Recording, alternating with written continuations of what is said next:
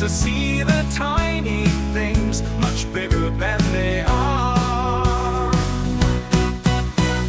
Look at a bug or a drop of rain, see all the details so clear and plain.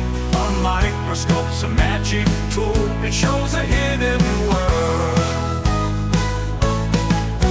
The lenses bend the beams of light, beams of light, beams of light, to make the tiny things look big. It's such a cool delight.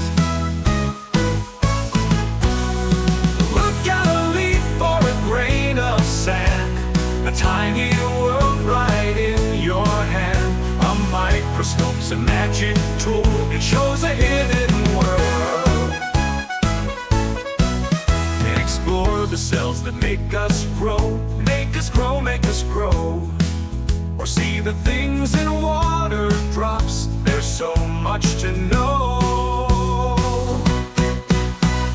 Tiny wonders everywhere, things so small you wouldn't stare. A microscope's a magic tool, it shows a hidden world. So grab your slides and shine the light, focus in and see the sight.